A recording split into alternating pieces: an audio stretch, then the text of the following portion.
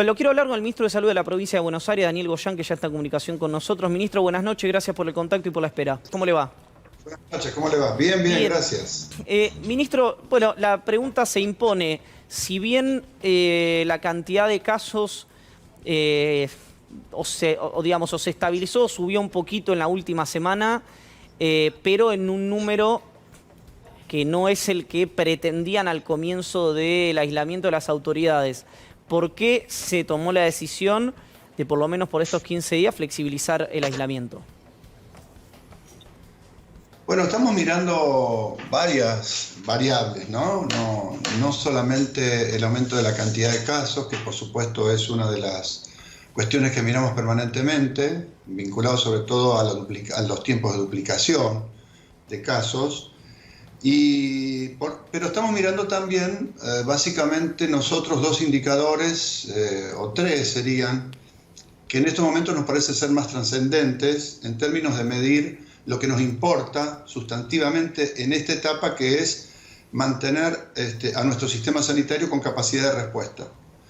Entonces, nosotros lo que estamos viendo es que la cantidad de ocupación de camas de terapia intensiva por día, medida en porcentajes y en términos absolutos, para ver si esa mayor cantidad de casos que estamos observando, tanto de lo que podemos llegar a testear como lo que no se puede llegar a testear, que en todo el mundo sucedió, que hay una enorme cantidad en su momento de asintomáticos o de oligosintomáticos que no consultan y por lo tanto uno no puede definir, pero que después los descubre con los estudios de seroprevalencia. Digo, si esa cantidad de gente, que es lo real de la demanda sobre el sistema de salud, tiene perspectiva de saturarlo o no. Y eso estamos mirando, cantidad de camas de terapia que se ocupan por día, estamos viendo ese porcentaje, estamos analizando la tasa de letalidad, y es un dato interesante también. Y estamos analizando cómo baja la tasa de letalidad, y estamos analizando cómo la cantidad de días que permanecen los pacientes en terapia intensiva, que se había calculado inicialmente, porque así era, entre 15, 20, 22 días, ahora tenemos 13 días de promedio. ¿Y por qué ocurre esto, ministro?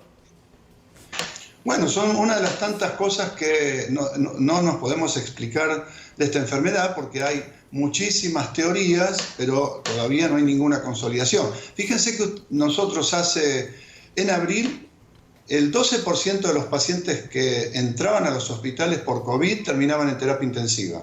Ahora es un número entre 2 y 3, más cerca del 2 incluso que del 3%. Déjeme consultarle algo, ministro, a partir de esto.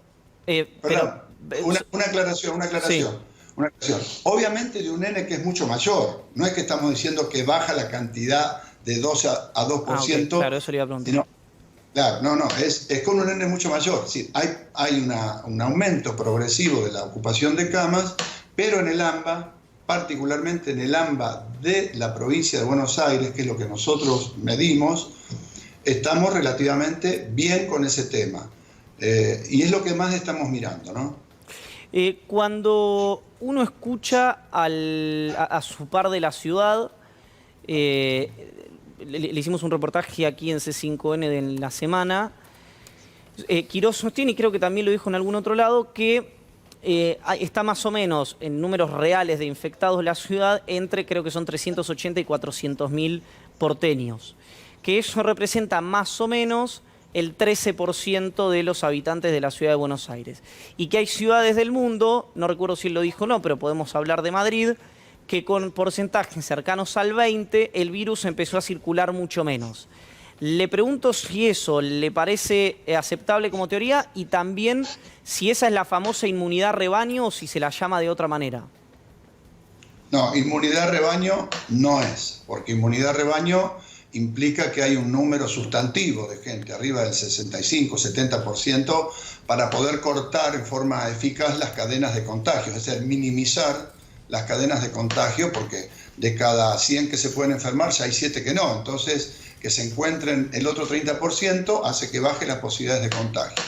Entonces, lo que nosotros sostenemos es que hay observaciones que dicen que en determinadas ciudades del mundo, Nueva York, Madrid, etcétera, se produjo ese fenómeno, pero todo sobre la base de un montón de variables que no podemos controlar, porque no es que en ninguna de esas ciudades se volvió totalmente a la normalidad. De hecho, en Israel se apresuraron a volver a la supuesta normalidad y básicamente se regularizaron las clases universitarias de todos los niveles, y ahí se produjo principalmente un rebrote grande. Entonces uno se pregunta, en todas esas ciudades en donde no hay un segundo rebrote grande, ¿se debe a alguna cuestión específica del virus, de la inmunidad, o porque todavía hay muchísima gente guardada en su casa que hace que no haya segundas explosiones, pero que sí, obviamente, hace que haya casos? Nueva York hoy mantiene entre 700 y 1000 casos diarios, nada que ver con los 12.000 que llegó a tener por día, pero ahí persiste.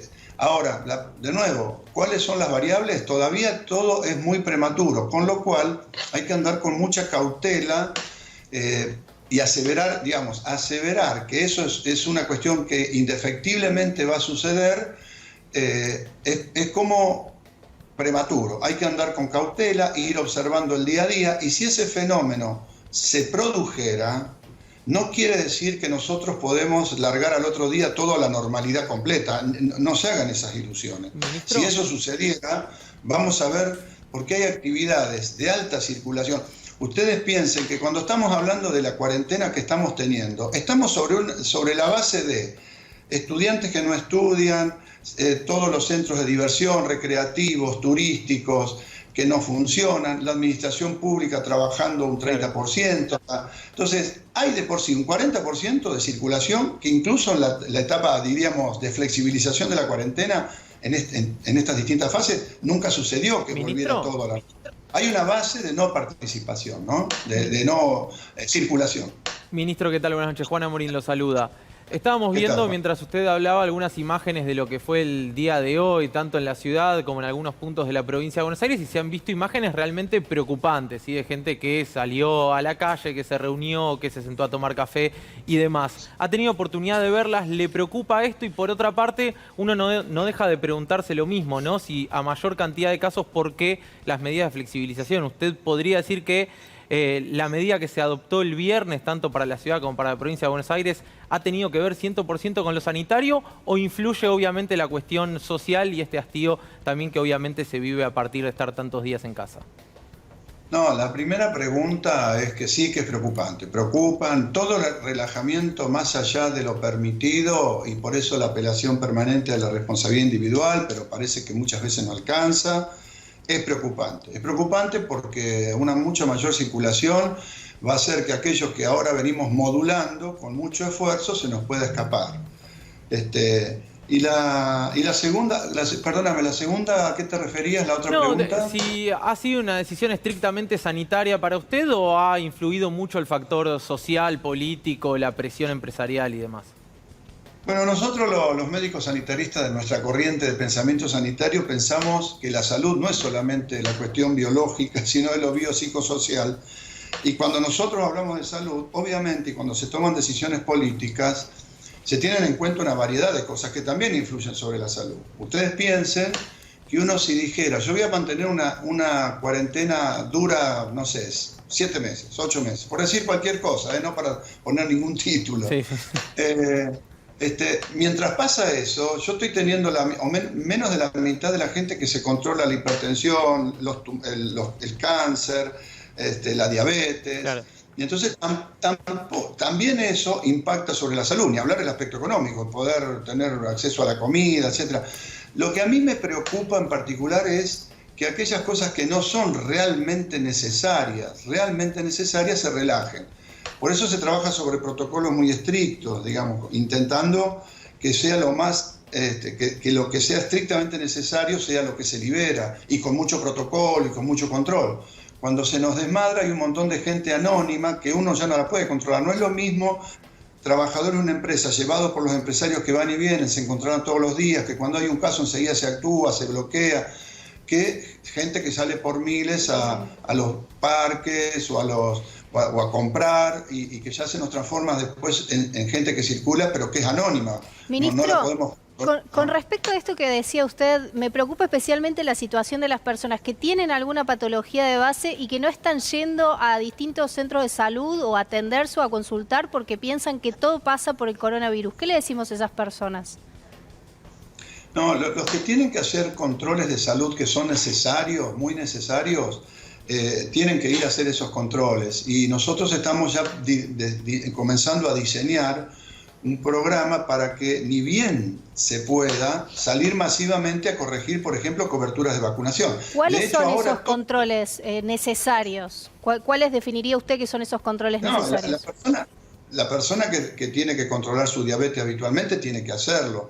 La persona que tiene algún cuadro hipertensivo y que tiene que controlarla con periodicidad también. Si las enfermedades crónicas no transmisibles, las personas que están cursando algún tipo de patología oncológica tienen que ir a sus controles de diagnóstico para ver cómo está su situación, la progresión de su enfermedad. Es decir, en los controles de embarazo. Le estaba diciendo que normalmente nosotros ahora en todos los operativos casa por casa que se están haciendo con motivo COVID, aprovechamos para mirar algunas de estas cosas, si hay un hipertenso, controlarlo, si hay falta de vacunas, colocarlas, aprovechando también ese despliegue territorial para cubrir en cierta manera esa falencia que se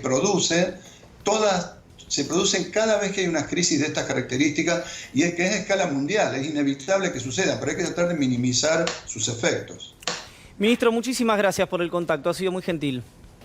No, por favor, buenas noches a todos, gracias a ustedes. Daniel Goyan, ministro de Salud de la provincia de Buenos Aires.